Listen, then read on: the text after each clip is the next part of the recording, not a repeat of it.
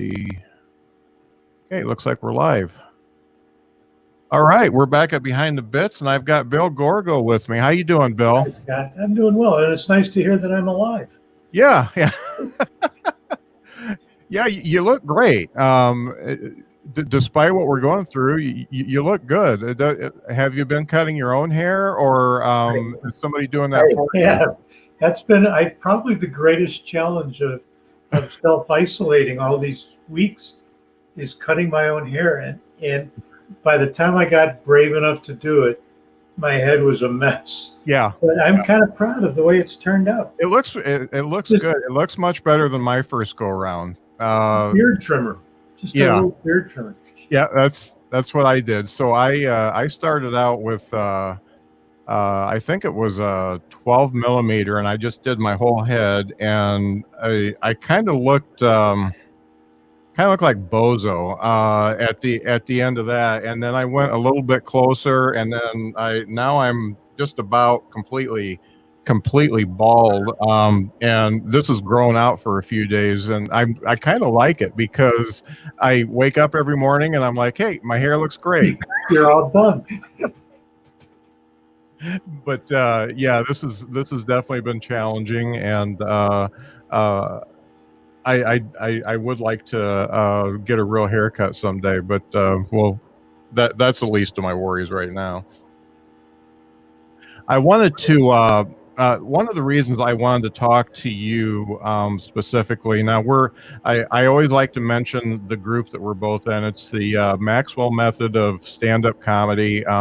One of the best groups on Facebook. It's the only group that I read every single post, and I'm in a lot of groups, and I don't comment or interact on every post, but I read every single post, and Dobie does a great job with that group, and I think that the input that you put in is fantastic. But it's a group of comics that are, obviously they're my age. A lot of them are my age or older, that have been doing it for a long time, and a lot of newbies learning and lurking like I did when I first joined the group, and just seeing what the old the old guard and the tried and true comics, what they have to say about stuff. So I've met some really cool people from there, and as I always stalk people that interest me from there, and I got to watch a video on YouTube where you and Dobie are doing an interview.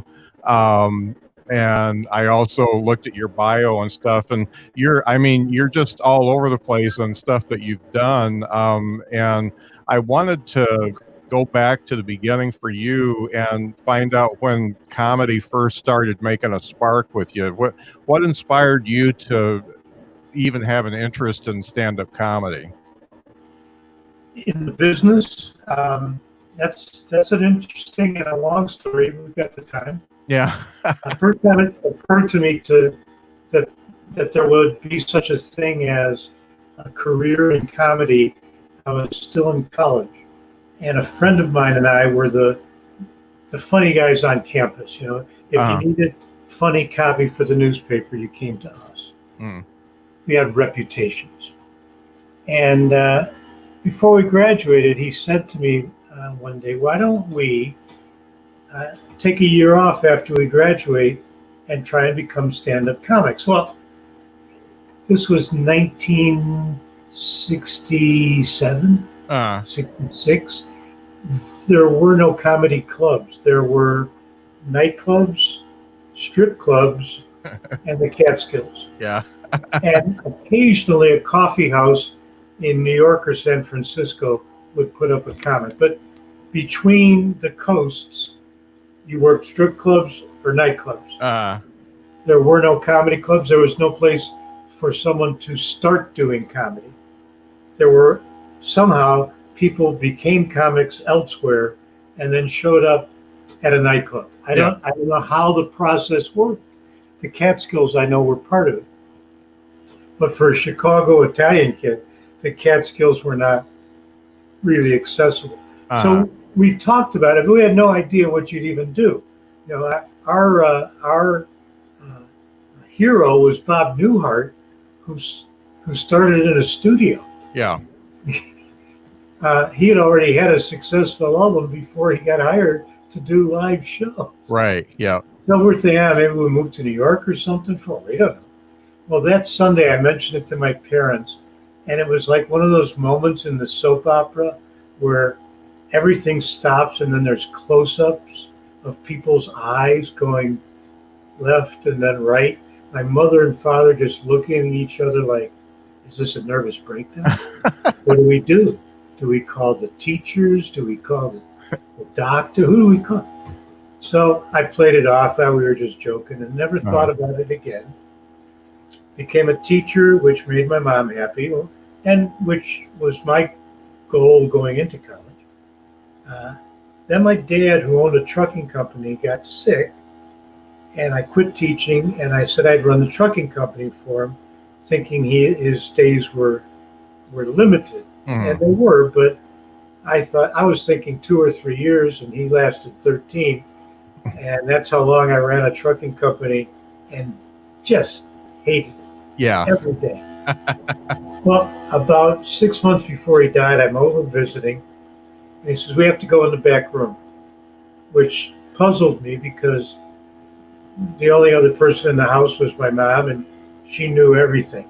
And the only reason that we'd have to be alone is that he was going to swear, because we didn't swear in front of mom. So now what did I do now? He sits me down and he says, I've never thanked you. Thank me for what? And he said, well, if you hadn't come into the company, I would have sold it. And by now I'd be on welfare. He was on dialysis for 13 years. Oh, okay. And he said, not only did it keep me financially alive and prepare your mom, she'll be fine when I'm gone. He said, but mentally, he said, I started working at that company when I was in high school.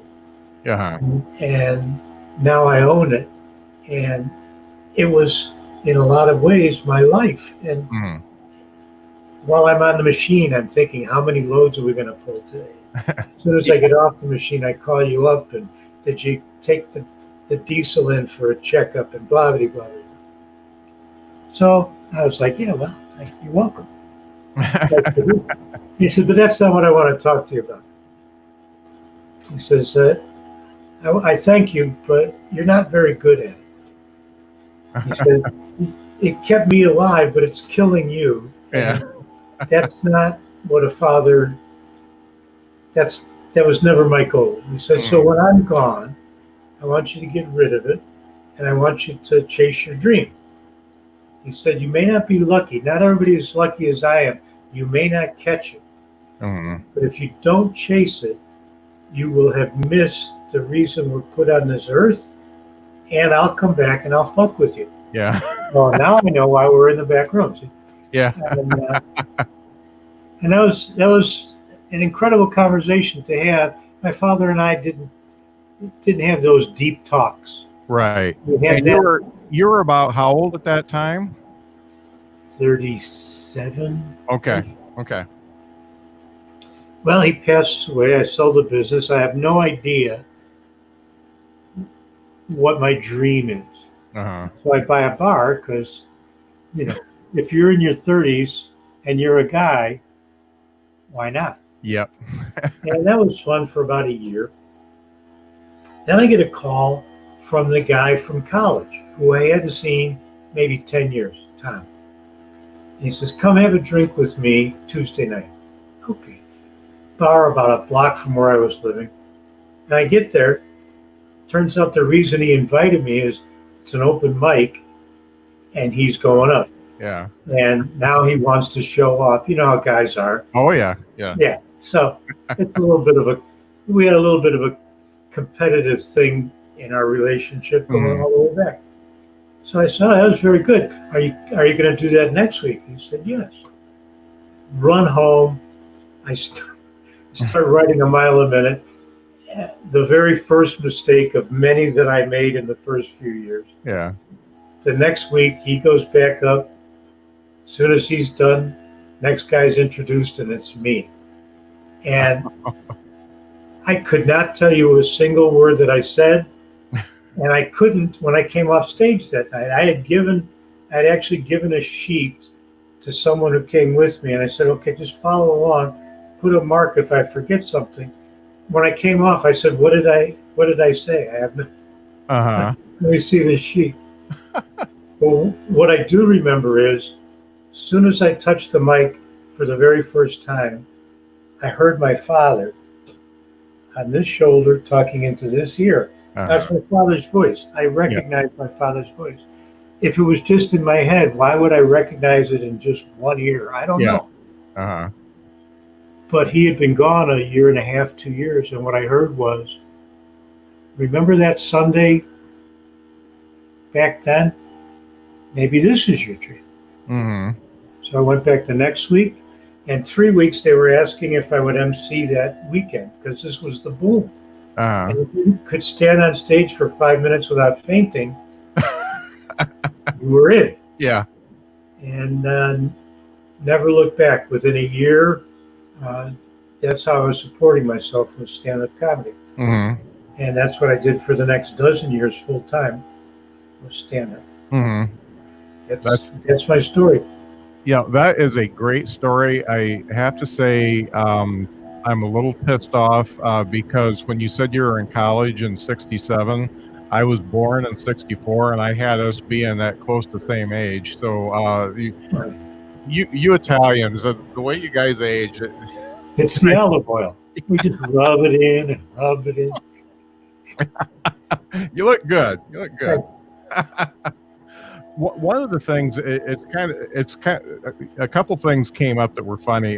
When you talk about what I call stage amnesia, the funny thing is I'm having a discussion with one of my friends who's a comic that we're reading the same book. It's called Not Good Yet by it's a guy I interviewed, Mark something.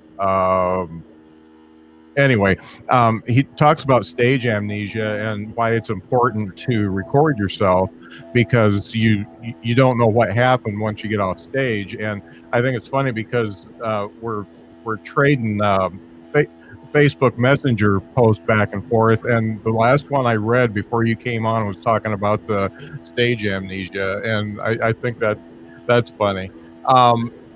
But That's one adrenaline, thing, by the way. I'm sorry. That's a side effect of adrenaline. Yeah. People don't realize that, but adrenaline puts you in the moment, but it also uses short-term memory to keep you in the moment. It blocks off short-term memory, so you're not there going, oh, I'm going to have to remember this. No, I'm going to have to focus. Yeah. So it puts blinders on you. And that's one of the reasons you should always record, because otherwise it's gone. You lose it. Yeah. One of the other things that struck me is that you were a businessman for a dozen years before you started in the comedy. In a manner of speaking. Well, he was absolutely right. I was not good at it. Yeah, but to keep something afloat, you have to have a certain type of business sense, and you have to understand, what works and what doesn't work. And I feel like a lot of the comics I talked to that didn't necessarily start when they were 15, like Gilbert Gottfried did or something like that, that have that business sense going into it, they seem to they seem to get better quicker, simply because you can step back from yourself and take a look. You're a little bit more critical, and you know what works and what doesn't work, and it seems like you don't stay on a certain type of act for too long because it just doesn't work. Well, I think that's a big part of it. I think another part of it is think of your audience. A lot of people get stuck at the open mic level because their audience is just like them, unemployed 22-year-olds. Yeah. But unemployed 22-year-olds can't pay your rent for you. That's right. You have to depend on people who have actual jobs, responsibilities, children. Yeah. All of those life things that a lot of young comics just don't have. Right. So not only is it not connecting with your own responsibilities, it's not having that common ground of responsibility with the people that you're trying to entertain. I think that made a huge difference. I was in my late 30s when I started, and my audiences, my paying audiences, are my age group and older. Right. So I can talk about things that are important to both of us. Yes. And better than a 22-year-old can. Yeah. Yep. It has nothing to do with funny. It has to do with connectedness. Yeah, most definitely. And making that connection right from the beginning is just, it's so important, because if you don't make it, then nothing works at all. It just, you lose the audience, you lose yourself. The adrenaline hurts you a lot more than it helps you. It's just not good. People will laugh at an abstract joke, but over the course of an hour and a half, what they want is something that they connect to their own lives. Throw me an out of left field, funny. Yeah, okay, great. But I'm not going to sit here for an hour and a half and listen to that. Yeah. Not. We're too self-centered for that to work. Yeah. Now, when you started out, were you in the Chicago scene the whole time when you started out? Oh yeah. You know, you grow where you're planted. Right. So when you're doing the open mics and starting to get on the showcases and stuff like that, did you meet some people that were maybe a little further along that helped you out and brought you along? Did you have any mentors along the way? Tons of them, and I like to take that all the way back to Tom Dreesen, Chicago's own. Yeah. And Tom actually started the Chicago scene. If there was comedy in Chicago before Tom Dreesen, it was out of town, or even Chicago guys like Newhart, who had gone out of town and come back. Yeah. And were doing nightclubs that had national acts, but right. There was no place to start in Chicago. So Tom Dreesen started two little one-nighters, and every one of the OG Chicago comics started at those two little one-night things. And I was fortunate enough pretty early on to hook up with several of those comics. Jimmy Wiggins personally was the one I connected to the most. He became my actual mentor as I went along, but I knew all those guys and I learned from all those guys. Ted Holm and Fiala, well, Tom himself. I was a writer. Tom had a brief TV show in Chicago, and I was one of his staff writers. And I've just learned so much from Tom. Yeah.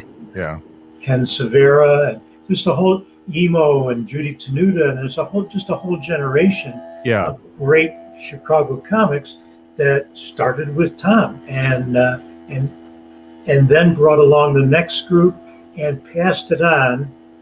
I think there was at least a half generation after me that got in on that, and then of course once the boom collapsed, there was a little disjunction, and it was sad to see 5, 6, 7 years later, open mics having to start with no connectivity to the old school guys. By that time, the clubs that were still going strong had stopped doing open mic night.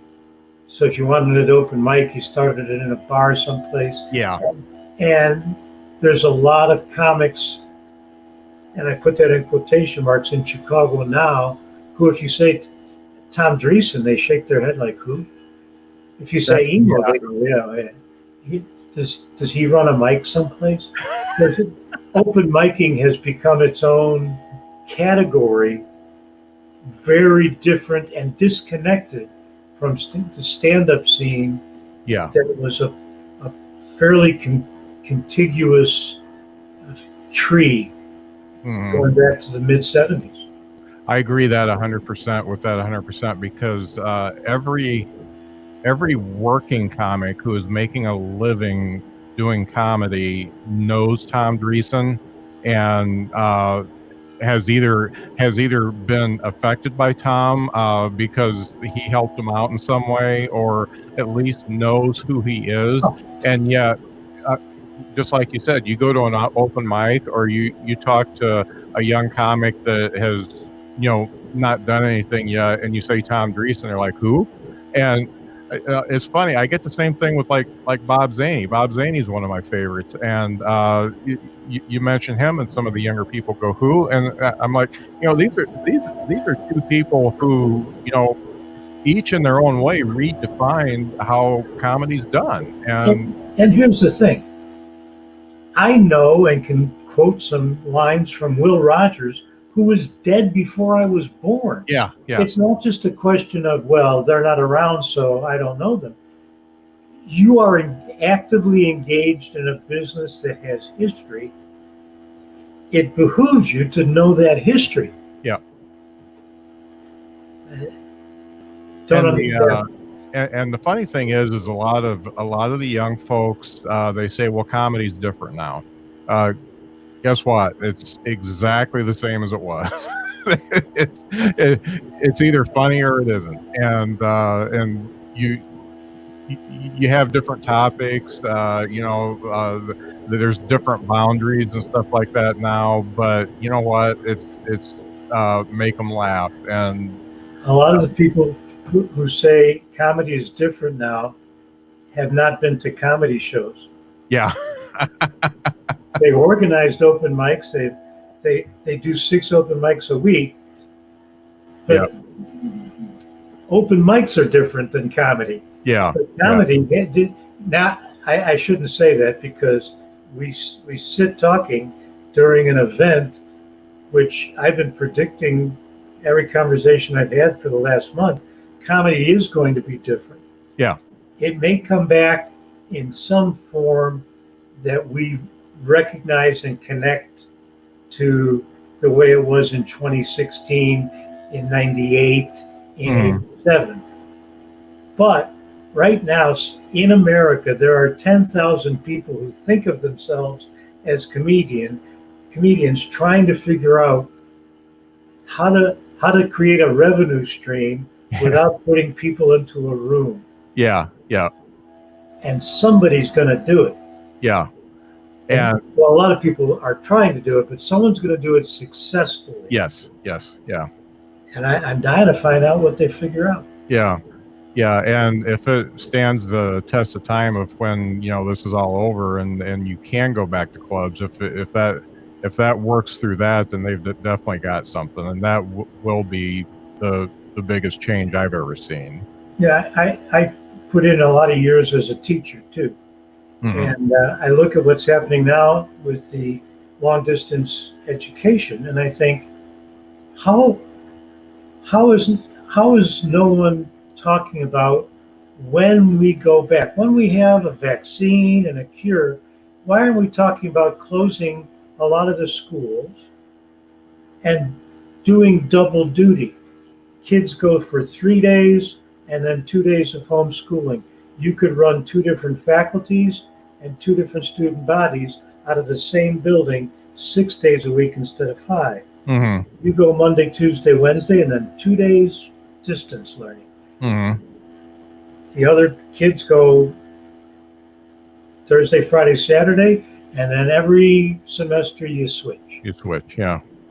Yeah, that makes a lot of sense. You need half the buildings, half the space. Yeah. And that still gives the kids a opportunity to understand the social aspect of learning and getting along with other kids and stuff like that too. So that definitely makes sense to do something like that. Think of the budgets. That would totally. Building budgets are just astronomical just for electric. So to be able to eliminate, say you eliminate in a 12 school district, if you could eliminate 6 of them, that's a lot of money. But I do hear parents screaming bloody murder. Yeah. 2 days a week with my kids? No. Yeah. And that is a problem. If you got a household where all the adults are at work, yeah, You can't have a second grader at home doing homeschooling. Yeah. But it is an option that needs to be explored because it makes so much financial sense, especially if we're actually getting good at long distance learning. Yeah, exactly. Um, so thinking about when you're in your 30s and you start doing comedy, what did it take for you to go from that open mic with dad talking in your ear saying this is what you want to do? What kind of time and what kind of effort did it take for you to actually start making a living doing comedy then? The first year, I substitute taught that year. And like I said, I was fortunate being part of the boom. I was making money. I wasn't earning a living yet. But Mm, from the first year, I earned enough money to supplement substitute teaching money, mm, neither one of which is a bonanza, but together I paid my rent and paid yeah. my bills. The second year, I taught part-time. The school where I student taught, I cut a deal. I said, I will work part-time for even less than part-time salary, but full-time benefits. Mm, So I kept my health insurance, paid into a pension plan, and really the second year, most of my income was from comedy. And by year three, I didn't need the school income. I just went full-time okay. because year three, I knew that I had to hit the road.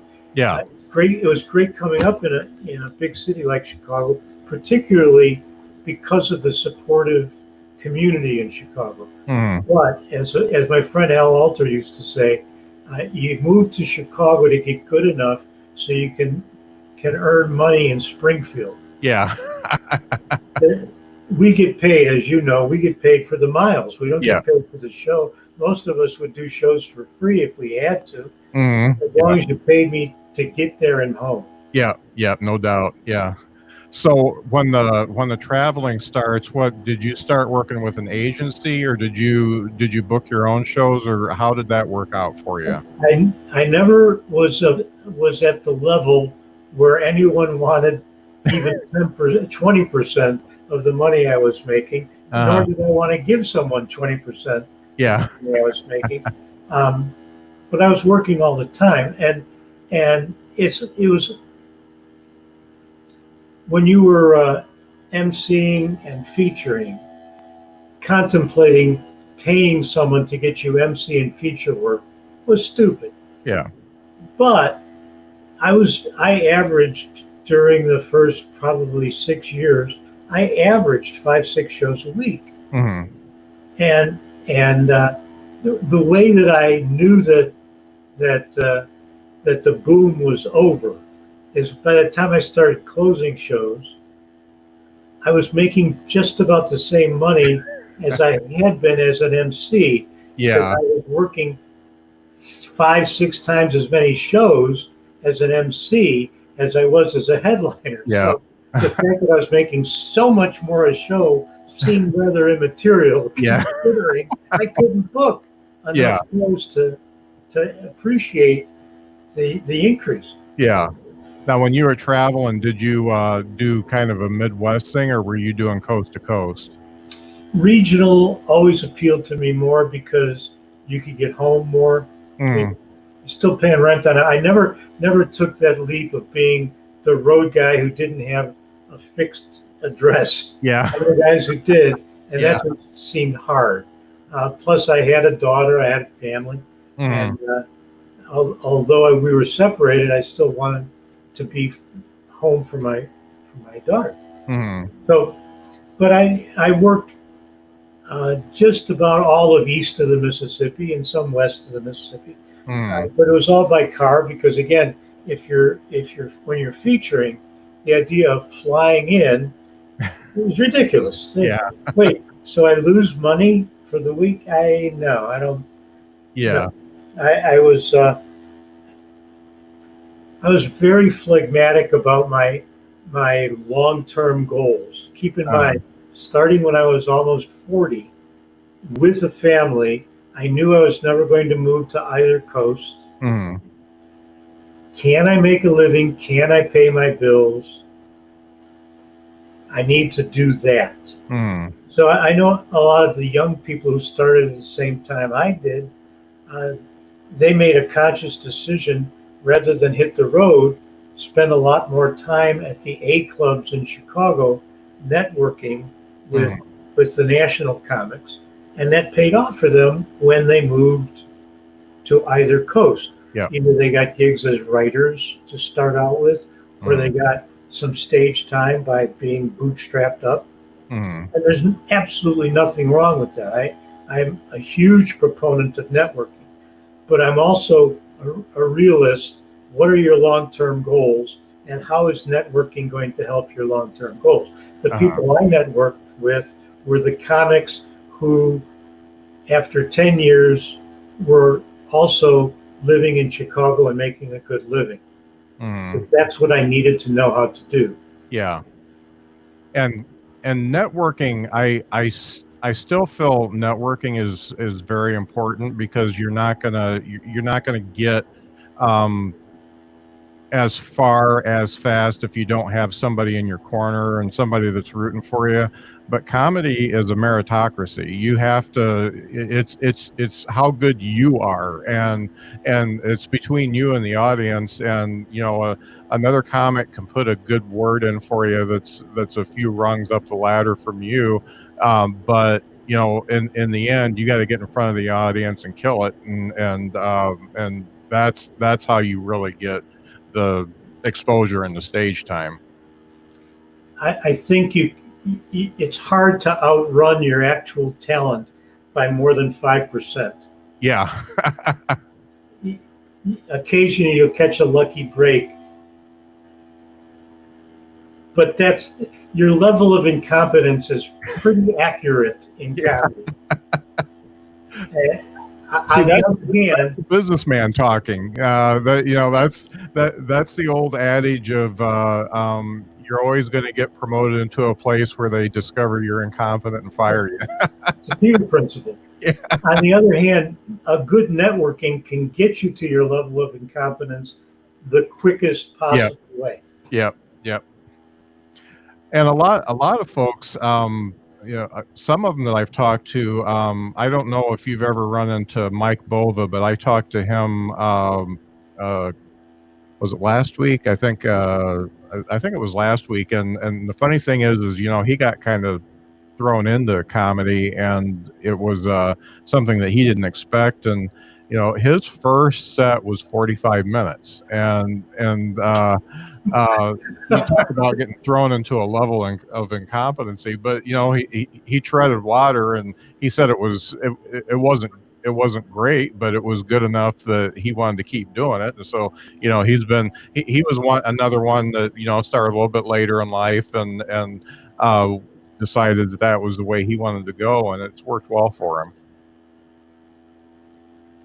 I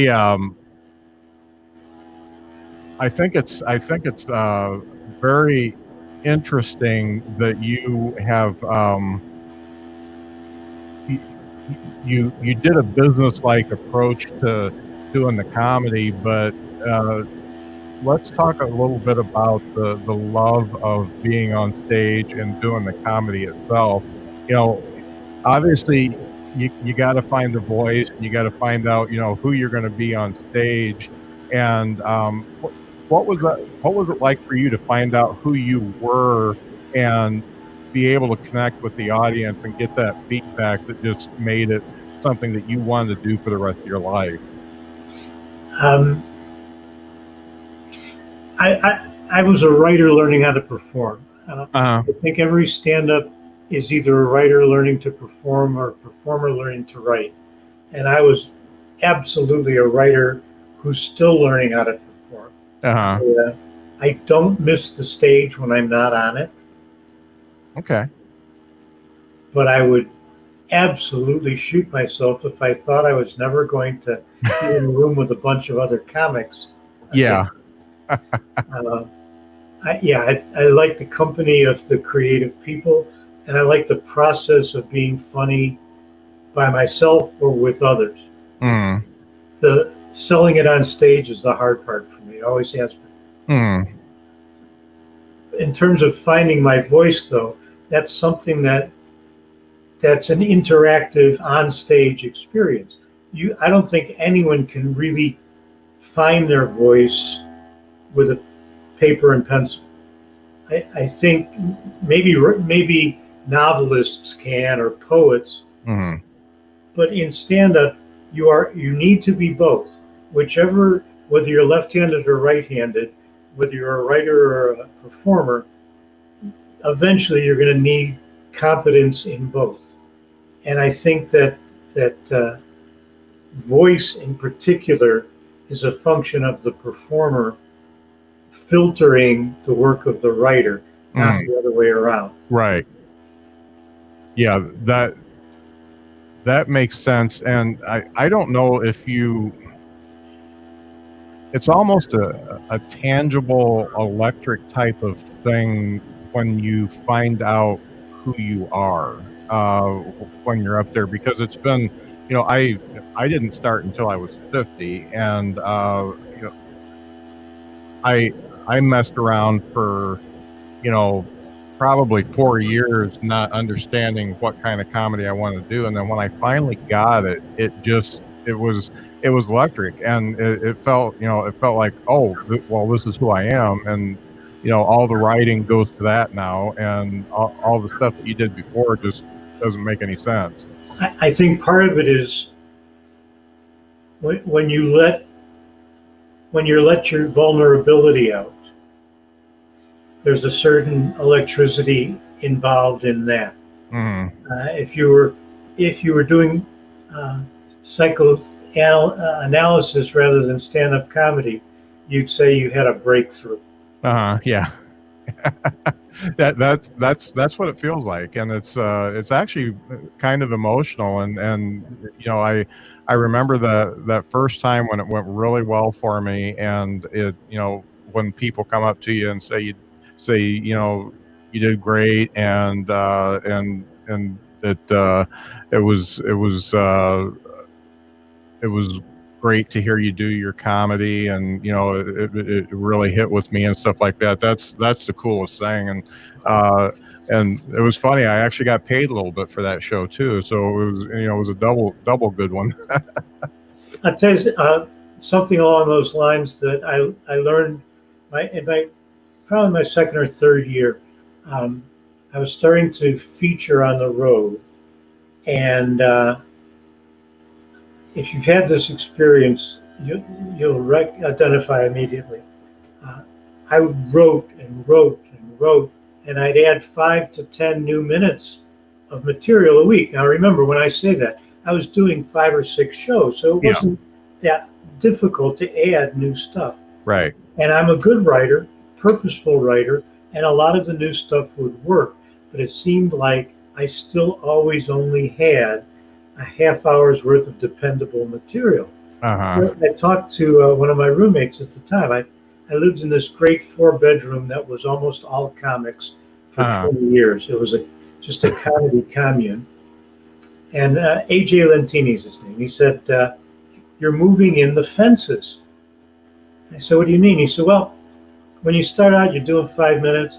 If you got 5 minutes of funny stuff, it could be old jokes, it could be knock-knock jokes. Mm-hmm. If they're funny, people will laugh, because in 5 minutes, all they're expecting from you are jokes." He says, "But for a half hour, they're expecting something more." Mm-hmm. So as you work, the things that they are going to react most strongly to are the ones that are the easiest for them to believe are about you.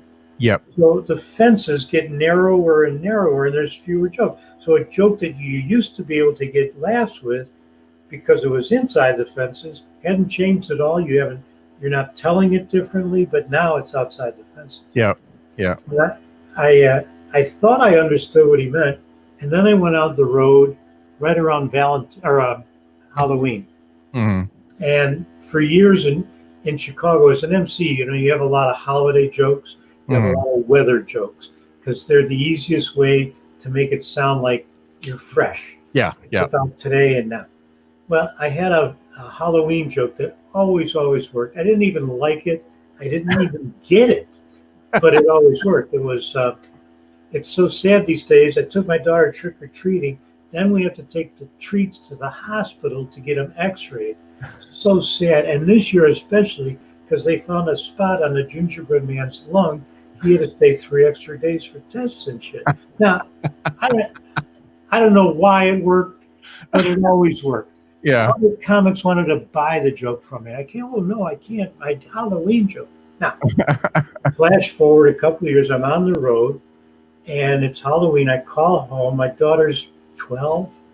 Right when they start thinking maybe they're not going to go trick or treating. So I call. You're going to go trick or treating? Yes, I am. What are you going to dress as? She says a hippie. So I go on stage that night and I go, I hate Halloween. You know what it's like? Just talk to my daughter. She's going trick or treating. 3-4 months, she's sitting there going, what would be really scary? Oh, I know. How about my dad's youth? And I got a nice little laugh. I think the word youth is funny. Yeah. But it was also a little piece of vulnerability. In my head, I'm thinking, well, if that got a laugh, wait till they hear the gingerbread man's joke. Predictably, looking back, I tell that he had to stay 3 extra days for a test. Here's the reaction. In other words, you just told us something that we believed was true. You got it. Yeah. And now you're telling us just a joke. Yeah. I thought you wanted to hear jokes. Not for a half hour. For a half hour, we want to hear you funny. Yep. Now, if you can do that in the form of jokes and kind of hide them in there in the conversation, great. But we want to hear you funny. Yeah.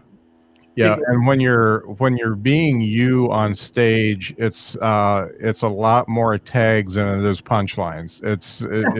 And things keep occurring to you because it's you. Yeah, and that's for me particularly. That is the only way I can remember my material is if it comes from me. If it's something that I write that is during this.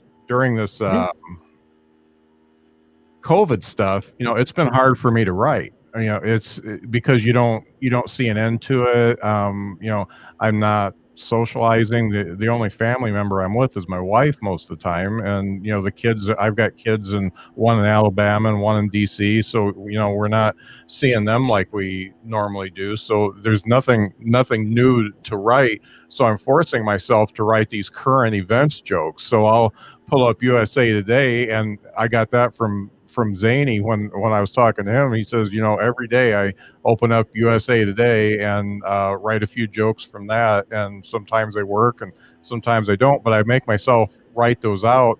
I don't remember them. I have to write them out because I have to write Facebook and then forget about them.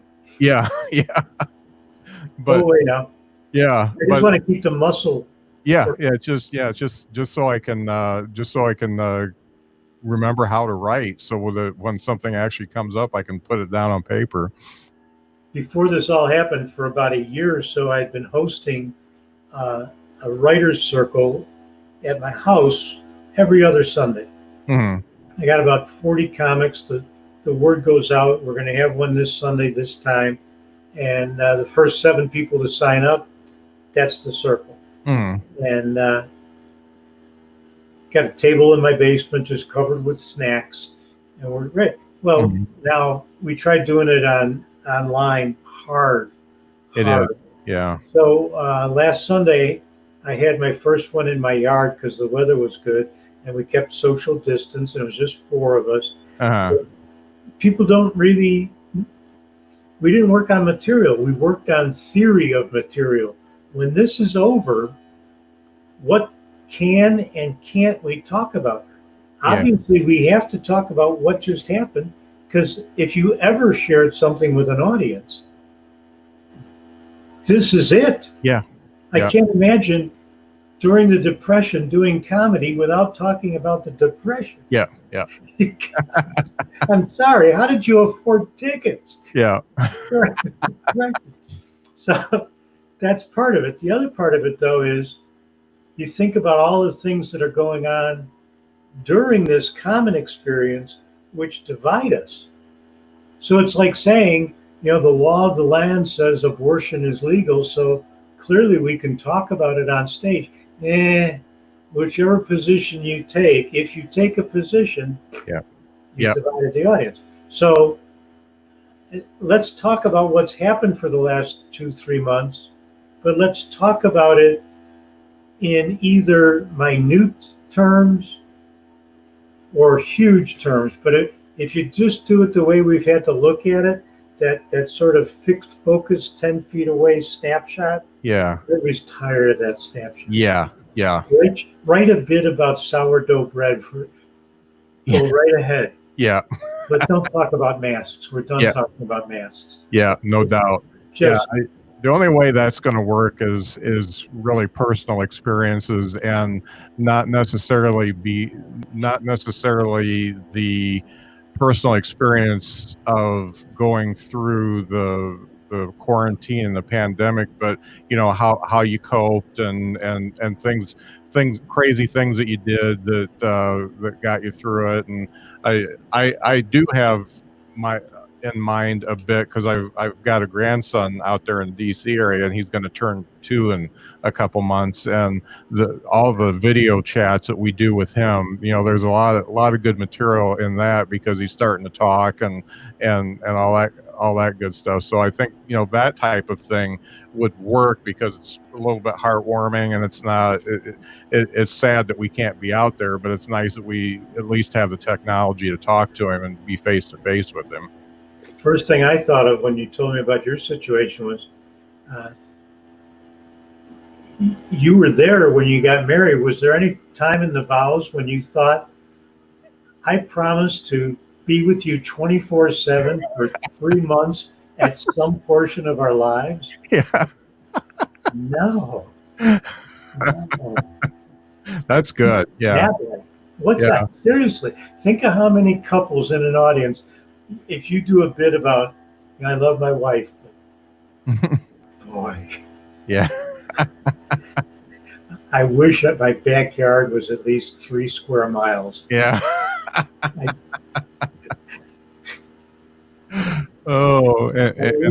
couples just looking at each other going, I love you too, honey, but man.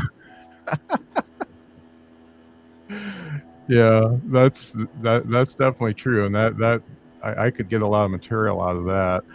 I wanted to, one of the things that you've done is, you talk about the writing group. You've obviously got a lot of friends, clout, connections in the Chicago area, and you've done a lot of teaching and of coaching of comics. Can you run me through that, when that started and how you got into it, and what you've gotten out of that, and people that you've worked with? Well, and again, I think part of it is a function of starting when I was older, and I'd already had 10 years of professional teaching on my resume. I tend to be naturally analytical. Mm-hmm. So when I started doing stand-up, I was a sponge and just wanted every comic I worked with, whether they had more or less experience than me, I didn't care. Tell me what you know. Tell me what you know. And I tried codifying it as I went along. And by the time I've been in maybe 5-6 years, I got a part-time gig teaching sort of an adult extension class at Columbia College in Chicago. And that was kind of fun. I did it for a couple of semesters. And then I got too busy. I was doing other stuff. And about 15 years ago, maybe a little bit longer, Dobie Maxwell of the Maxwell Method, he had been teaching a class at Zanies, which is our sort of original comedy club here in Chicago, one of the originals, still open, still going strong, sort of, considering. Mm. And he'd been teaching it and was kind of burning out on it a little bit. And he knew that I had taught a class and that I was constantly threatening to write a book about what I knew, Mm. which I haven't. Um, but he asked me if I would be willing to sit in and help him out a little bit. Sure, why not? And we co-taught for a while, and then he just said, "You do it, and I'll teach. I'll teach the advanced session." Mm. There's never been an advanced session. I've been teaching the beginners class for going on 12 years, maybe, and Uh-huh. they keep asking. I threatened to teach it, but to me, that's something that Dobie said he was going to do, and let them bug Dobie. As long as I'm teaching the beginners class, I'm quite happy. Yeah.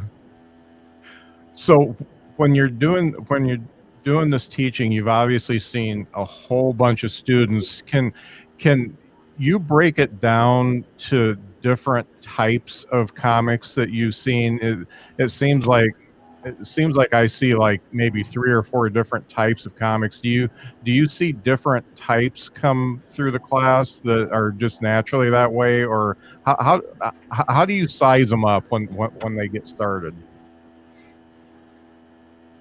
I because it's the beginners class, probably. I tend not to categorize them as comics, but as people. Hmm. Uh, Unfortunately, in a beginner's class, what you get are a lot of people who want to show you their impression of a stand-up comic, Hmm.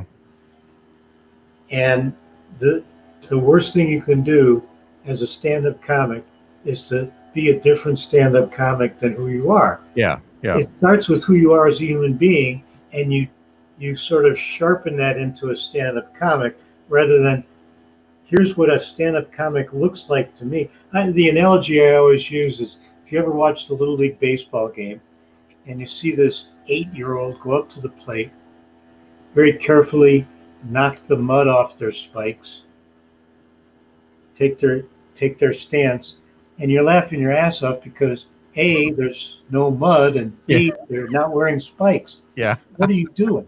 But they've seen that. yeah, They want to look like, no, hit the yeah, ball. Focus on the ball. Hit the yeah, ball. Stop worrying about your spikes or where the trademark on the bat. Hit uh, the ball. And and with stand-ups or with beginners, a lot of time they want to show how much they look like a stand-up comic. Well, or sound like, or write in the manner of. hmm, And that is absolutely the wrong end of the stick to grab a hold of. There are things you can learn from watching other stand-up comics, but the number one thing on the list, if you watch every great stand-up comic, is be yourself, or at least be someone that we can believe is yourself. yeah, yeah, If you're a great actor and you can convince us that you're somebody completely different from who you really are, yeah, God bless you. But yeah. Well, like Larry the Cable Guy, yeah, he's worked that for or, years. or Rodney Dangerfield. Yep, yep, Who got more respect than Rodney Dangerfield? yeah, Nobody. right, He's right. the most respected comic in America. Uh, so And you've we don't got pay these, the ladies. yeah, yeah, no doubt. So you've got these fresh faces coming in, and obviously they all have different goals and ambitions. But have you ever seen any naturals? Oh, Anybody that just you just say, okay, you're it. You're somebody who should be doing this. or you're someone who could be doing this. Yeah, I hate using words like should. yeah, yeah, It's a little too aggressive. yeah. But, you're someone who could be doing it. And I'd say about half of the ones who could be doing it um, want to. And Uh-huh. unfortunately, that's part of it too. Yeah. If you don't want to do it, then really, then you shouldn't. Right. I'm much more willing to tell you what you shouldn't than Mm, tell you what you should. yeah. Should is your choice, but shouldn't, we all get a voice in there. Yeah. If I don't tell you, audiences will. Yeah. Yeah. No doubt. And that happens maybe every other class. Someone will come up and I'll go, "Ooh, I can see where that's a seed that has already germinated a little bit, and it'd be interesting if they let it grow." Mm. Now, have you seen any of those in the years that you've done it? Have you seen anybody actually make it? Oh yeah, I've got comics out there. I don't want to name names Yeah. lest they be Oh, I embarrassed. won't ask you to. Yeah. But, That's got to be a great feeling. it's a wonderful feeling. Yeah.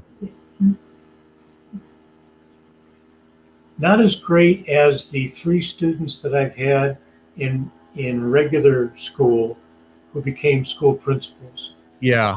or the dozens who became teachers. That's something. Yeah. That's something. I mean, it's just bigger, Right. Right. but not bad.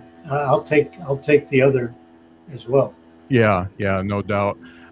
One of the things you talked about early on, I always like to hit on something that will actually resonate with the people who are listening, because this is for new comics and comics that want to get better.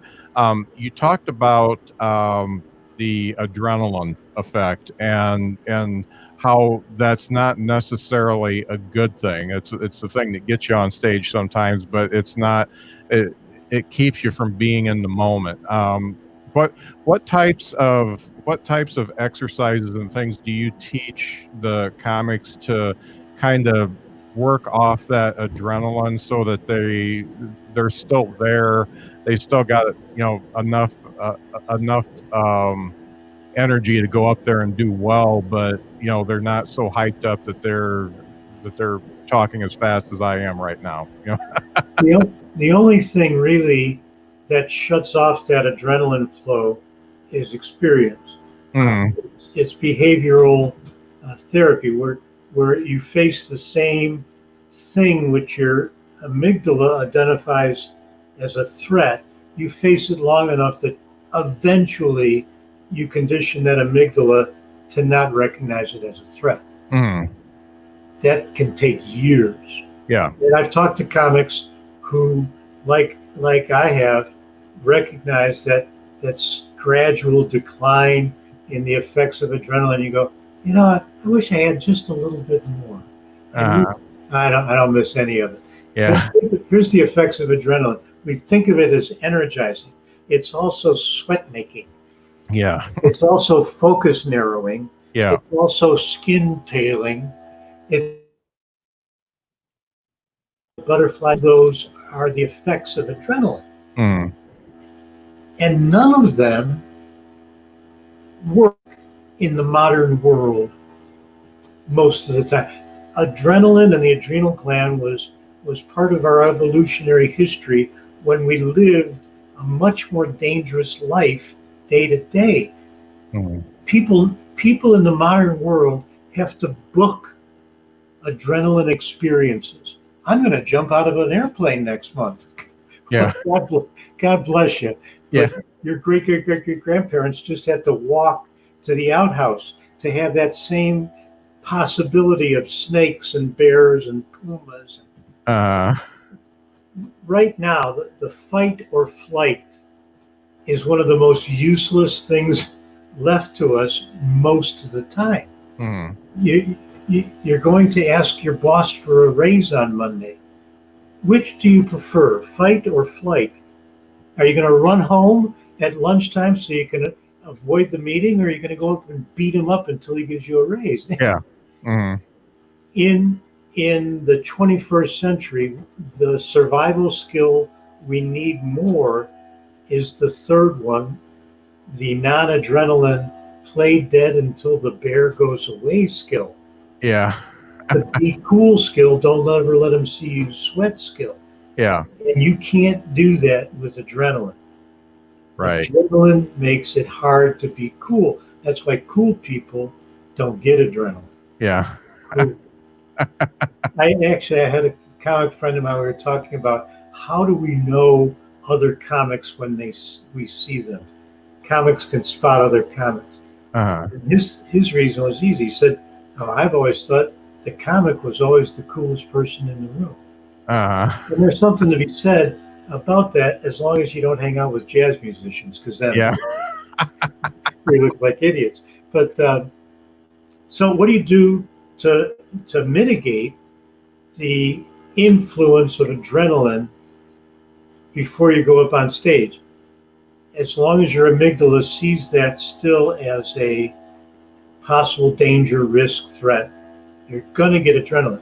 Two things that I have discovered and I preached endlessly. Number one, adrenaline is a very short-lived hormone. If it lasted more than 5 minutes, your body would blow up. Mm. Yep. It's why you see so many comics at an open mic do a hot 2 minutes at a mile a minute, and then they look at you like they've suddenly blanked on everything else. Well, that was the adrenaline. Yeah. You ran out. You ran out. And Yeah. now you got nothing left. Mm-hmm. So what you do is, before you go on stage, burn off the adrenaline. Jumping jacks, pacing, anything that activates the big muscles of your lower body. Even if it's just going up on your toes and back down rapidly for a couple of minutes. It's amazing how much adrenaline you can burn off before you hit the stage. Mm-hmm. The second thing I thought I invented, but I didn't.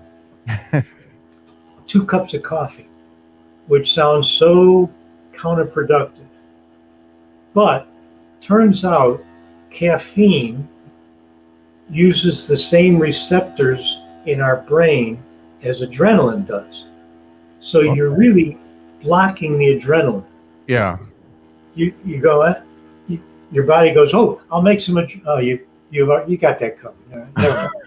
Okay. The cool thing about caffeine is, as we all know, we've all had a caffeine buzz. It goes up and then it plateaus for a couple of hours. Mm-hmm. Here's how adrenaline goes. Yeah. Minutes. Yeah. So even if you still get an adrenaline buzz while you got a caffeine high going, it's just like a little pimple. Yeah. When the adrenaline runs out, you don't even notice because you still got caffeine, like Yeah. your safety net.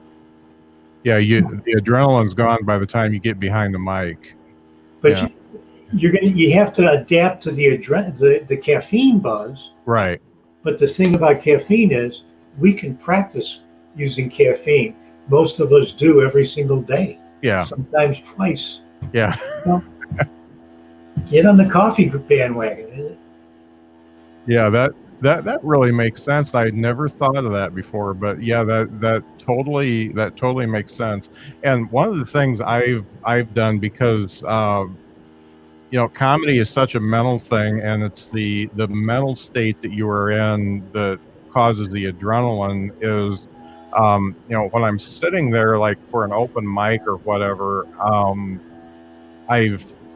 I make it a point to really pay attention to the comics that go before me instead of thinking about my act. And even if it's stuff I've heard 100 times or whatever, I really pay attention to what they are saying and get in the moment with them and try to be a good audience member. And then when it's my turn, it's like, oh yeah, okay, I just go up and do my thing. So the conversation continues. Yeah, it's just a mental trick I have to play on myself.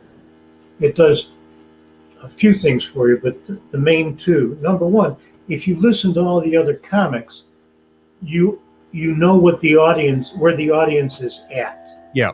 And people think learning how to read an audience is something you do from the stage. No. It's something you do from the back of the room and carry with you on stage. Mm. You've had the opportunity to listen to that audience until you were brought. Now, if you're the MC, you haven't got a lot to go on except what they sounded like before the show started. Mm. High energy, low energy. Is there a buzz in the room? Yeah. And what do they look like? Right. But the advantage of closing a show is always all this other information you have about this audience. Yeah. Second thing is, and this is something that I learned from Jimmy Wiggins, if you can focus on what the other comics are doing, find a joke that they just set up for you and open with that. Yeah. Because all of a sudden you look like so in the moment, Yeah. everything else you do is going to seem fresher. He had Yeah. one of the greatest spur of the moment opening lines anyone's ever heard. He's working a biker bar in southern Indiana that's owned by Larry Bird. Okay. Larry Bird didn't open up a biker bar, it just turned into one. Yeah. When it opened, it was a Larry Bird bar. So Uh-huh. memorabilia all over the world, all over the walls. But it's biker. Now, you either like working to bikers or you don't. Yeah.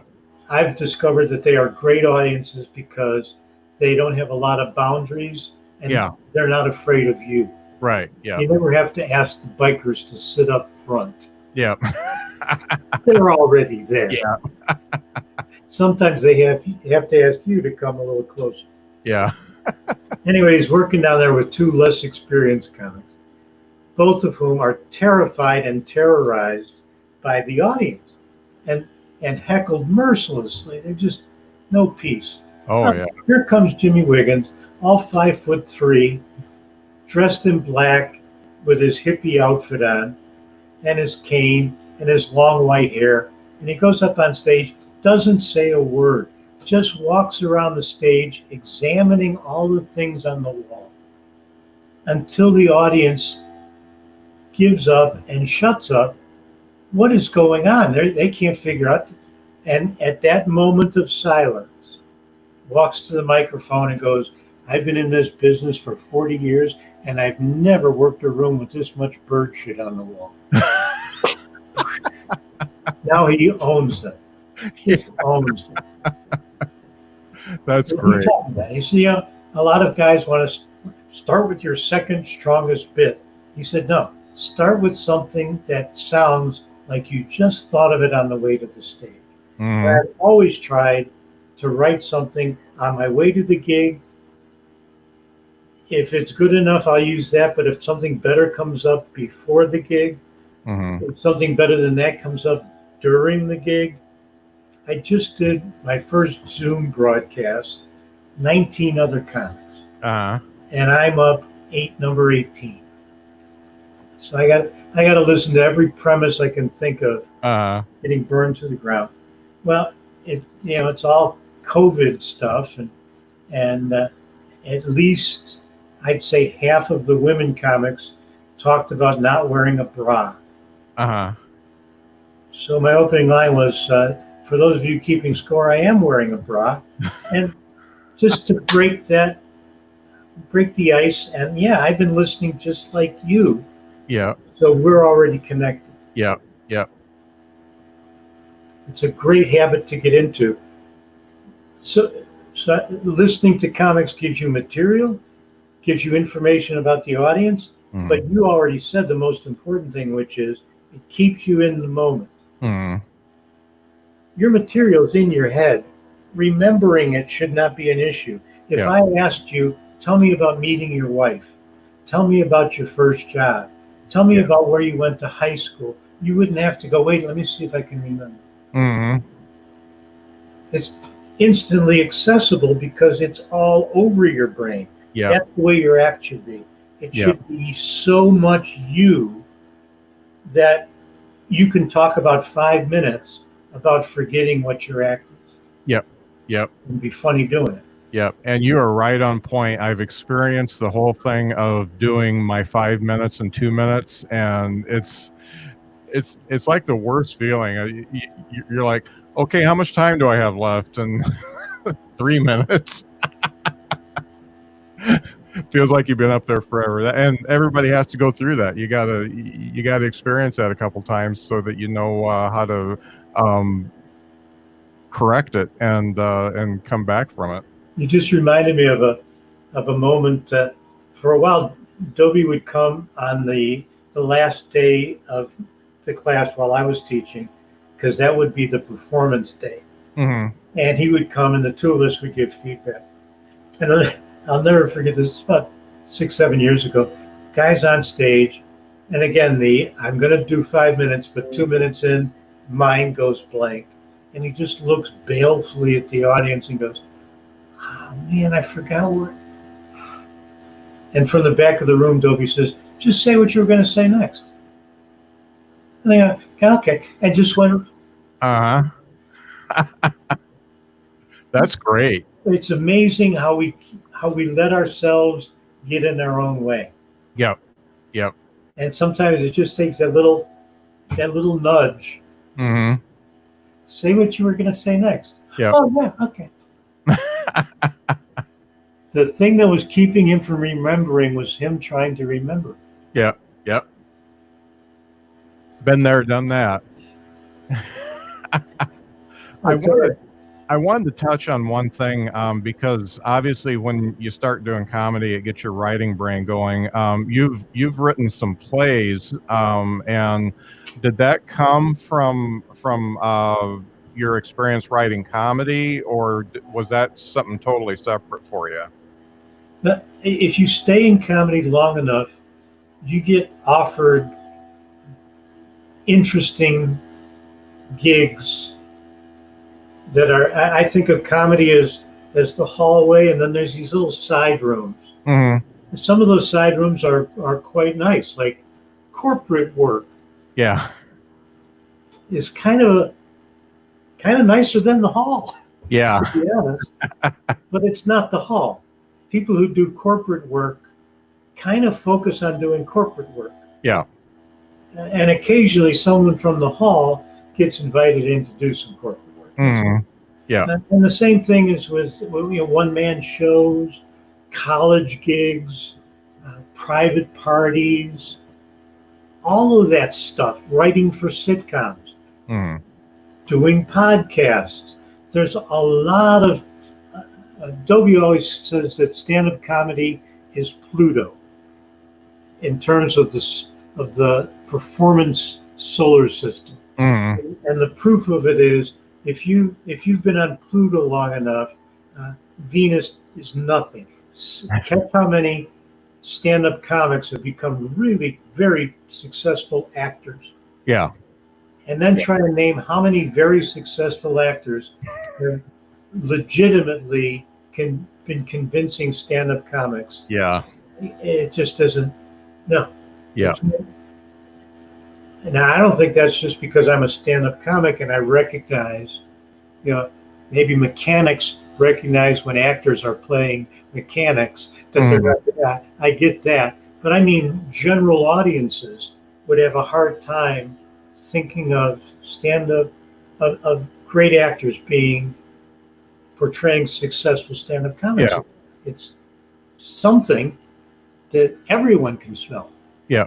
And Well, they've spent their whole life playing somebody else. So being, the whole thing about comedy is being yourself on stage. So, it's somebody else is a break. Yeah. What a nice vacation. Yeah. I mean, think of De Niro trying to really become a comic. It just couldn't happen because he gets into the character that he's in and becomes that character. And, him taking that to the stage would just being himself on stage, he's no Rupert Pumpkin, that's for sure. I think part of it too is when you see an actor pretending to be a stand-up, he has or she has absolutely no fear of failure. Yep. Unless it's in the script. Yeah. And that doesn't really count. Yeah. Yeah. Yeah.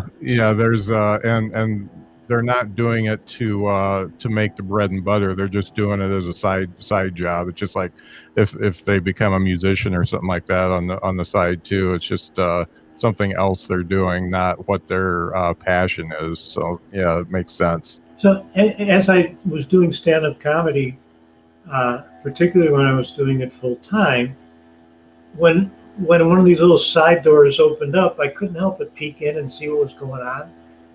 And I trained myself because I tend to be a cautious person. Mm-hmm. My instinct is to say, no, let me think about it. Yeah.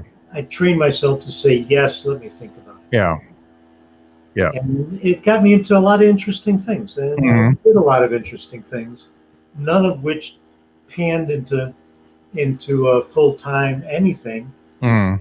I kept my focus. And I remember years ago there was an actor or an agency strike in Chicago.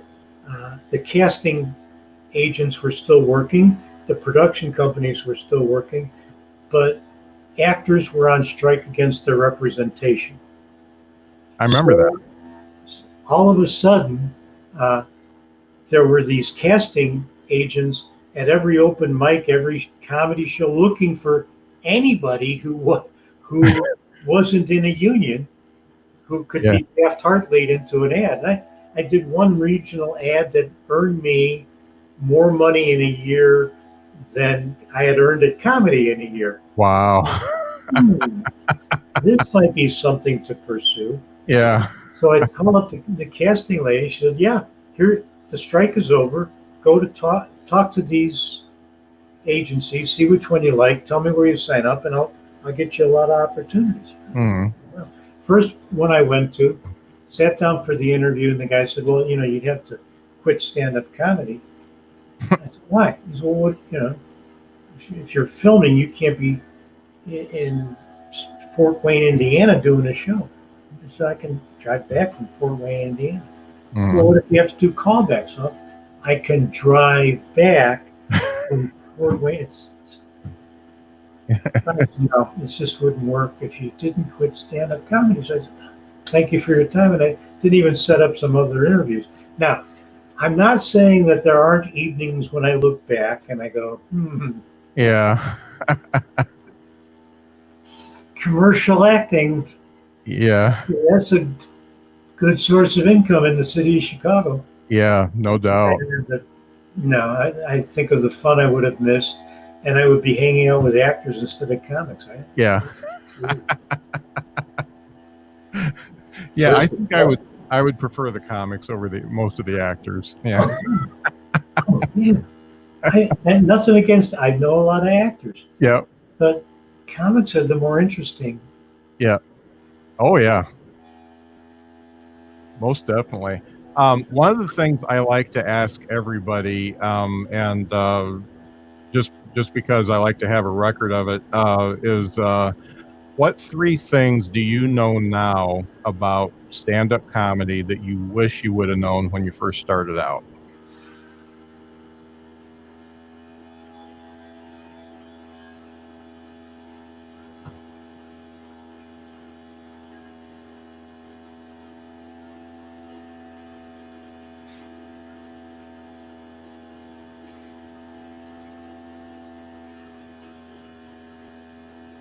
I wish I would have known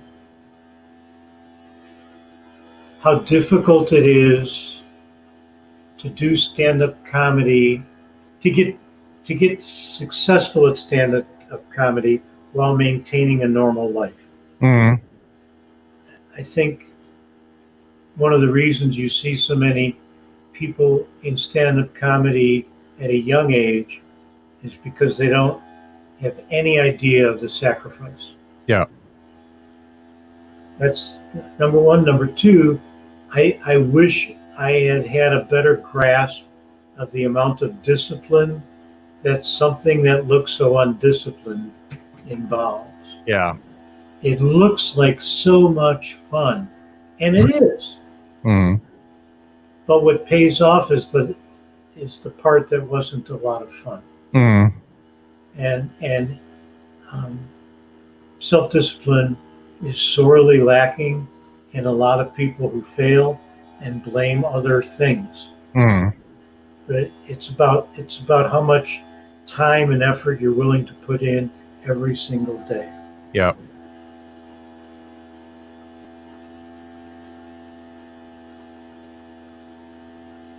Third thing, I wish I had known sooner how much comedy varies from region to region in the country. I think a lot of people naturally start out assuming that what's funny to everyone is what's funny to them and to them and to their friends. Mm. And then they work the South. Yeah. So I think it's possible to have larger themes and still have very personal comedy. And anytime you see a successful national act, you're seeing the truth of that. Mm. Jerry Seinfeld may seem a little New Yorkish. Uh-huh. James Gregory may seem a little Southernish, but they're talking about universal themes that are funny from sea to sea. Yeah. It'd be nice if people could recognize the difference earlier.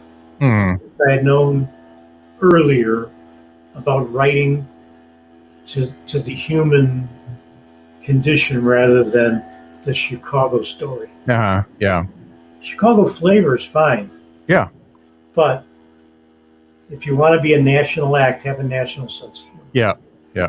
That makes sense. So, though, that's great because that's three different ones than anybody else has ever said. So I have some overlap, and you've got three brand new things. So that's good. That's good. You get an A+. Thank you. But now I'm dying to hear what the other people said. Yeah. Wait, listen to all my episodes, you'll know. So some people only gave me one, and some people gave me different variations of one. But it's some of them were pretty good, and yours was excellent. Just because I started thinking about this when you talked about networking, and you and I are both pre-internet, pre-social networking. We grew up without all that stuff, and you're on Facebook and stuff like that, so you get to see what some of the comics do to promote themselves and stuff like that. Do you feel like if social networking and the internet was around when you first started, do you think you would have dove into that social networking aspect and used it, or do you think you would have just done things on your own? I probably ignore it more than I should, because I am probably more retired than most of my friends. I stopped calling people for work 23 years ago, and I'm still working.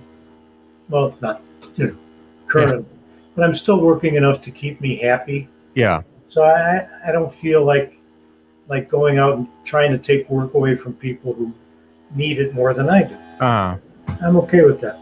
But you postulated a very different question.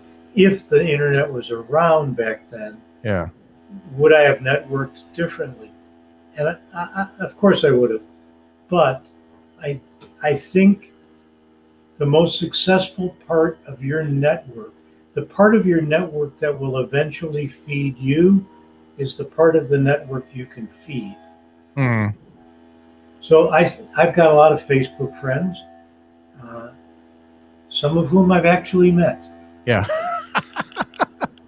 And I know that there are people whom I have never met who take me more seriously than some of the people that I have met. And in a sense, they are key components to my network. I've never met Linda Parrott, but I like to think that if I had an issue that I needed resolved in LA, she would be someone that would help me resolve that issue. Right. Yeah. But I've always taught, feed your network and your network will feed you. If you cannot feed your network in some way, shape, or form, your network has no impulse to feed you. in which case it is not what you would call a network. It's Right. just a net. Yep. And there's a difference. A net is an inanimate series of connections. Yeah. A network works. Hmm. Yeah, And I so, think. and this is how the network worked for me back in the day and still does. Mm, I told you, lived in a big comedy commune. 4 comics, no waiting. Plus, we had a guest room. A lot of road comics would come to Chicago and be shocked that if you weren't a headliner, this richest city in the Midwest wouldn't give you a motel room. yeah. You work in the middle of nowhere, Nebraska, you get a motel room Yeah. as an MC. You come to Chicago, if you're not a headliner, go find someplace. Yeah. That's the truth. Because Yeah. there's enough comics in Chicago. Why do we need your road butt? Yeah. So, anyway, lots of comics. The guy who manages Zanies still talks about it. He said, I love those days because if I had a fallout for whatever reason, I just pick up the phone and I would call you guys. Hmm. And if one of you weren't available, between the 4 of you, you knew who was in the city of Chicago. You were my one phone call shop. Yeah. And I tell it to people all the time. Someone calls you to do a job that you know you don't want and can't do. You still say yes. Then you hang up the phone and you book that job. Mm, And you call the booker back. Now, you've fed your network. You've found work for someone who wouldn't have had it but for you. yeah. And in a strange way, the booker is also a little obligated to you because they still only had to make one phone call. Yeah. Yeah. So you took nothing and turned it into 2 little chunks of obligation. Hmm. Feed your network and your network feeds you. Yeah. Yeah. It's funny. The marketing books I read, they talk about what you need is 1,000 true fans. And once you get that, then you get exponential growth from that. And when you do that, you have to do it by feeding your network. You have to give them something to consume that is worth it for them, that makes them want to come back. And The advantage of the internet is if you want, that carrot on the stick is available 24 hours a day. Yeah. We've been seeing a lot of exponential growth graphs during the pandemic. And yeah. the difference between a virus that each person spreads to 2 people and a virus that each person spreads to 3 people, by the time you get out 10 iterations, Yeah. is ginormous. Yeah. Well, the same thing. If I can convince 3 people each to tell 3 people, by the time you get out 10 iterations, that's millions of people. Yeah. But how do they know if you can't attach that to a video? Mm, yeah. So I'm not solely in favor of people putting up every open mic they've ever done on YouTube. I think it's a huge mistake. Yeah. It's there forever. Yeah. But having a place where people can go to check you out, if you are serious about being a success down the road, Mhm. is absolutely essential. Yeah. And make sure that as you get better, you replace that. Yeah. Which is why having your own website to do it makes a lot of sense. Yeah. And why I don't. Yeah.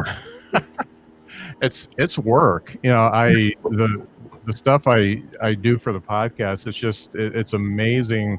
The stuff I make, little video clips and stuff like that. And it takes, 20, 30 minutes just to do a minute on that, to get it edited and put the picture in and do the captions and all that kind of stuff. And you just think about that, and that's work. But it's what you got to do if you're gonna do it. And I still know a couple of them that don't use social media at all, and they're doing okay, and they're youngsters in the comedy world, but the majority of them, they've got some sort of a presence, and the ones that really hit it out of the park are the ones that just put up a lot of content, interact with their fans, and really, just do the right thing. And, Gaffigan does that. Gaffigan does it really well. Um, The balance beam is always giving it away for free, hmm, making them want more. yeah, yeah, If you give it all away, when they want more, they expect it to be free. yeah, yeah, You got to give just enough so they want more, and then they're willing to pay for it. yeah. You got it. Yeah. Well, this has been a great talk, Bill. I appreciate you coming on the show. Anytime. And Do it again. yeah, I got some good revelations out of it, and I think everybody's going to enjoy this episode. It was great talking to you. Cool. Do you have anything? Do you have anything coming up that you'd like to plug? I just booked. I had some offers that I turned down, but I just booked my first post-COVID show, Okay. September 11th Oh, okay. in Wisconsin. All right. I know Wisconsin will be around, Uh-huh. and I hope I'll be around. Yeah. I just hope the people in Wisconsin will be around. Yeah. Yeah. Watching them all storm into the bars last week was kind of scary. It Give me really comedy and give me a beer.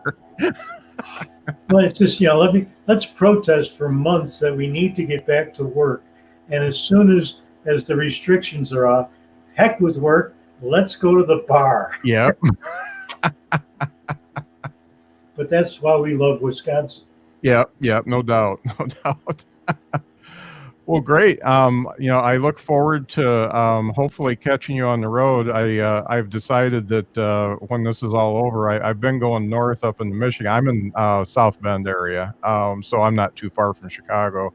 I had already made plans to start doing some mics in Chicago and meeting some people there. So hopefully someday that'll actually happen and I can do it. Let me know. Yeah. All right. Well, thanks again for being on the show, and Thanks I for really having me. appreciate your insight. It was great. You can stay on for a minute if you want. All right. Let's see. Stop that.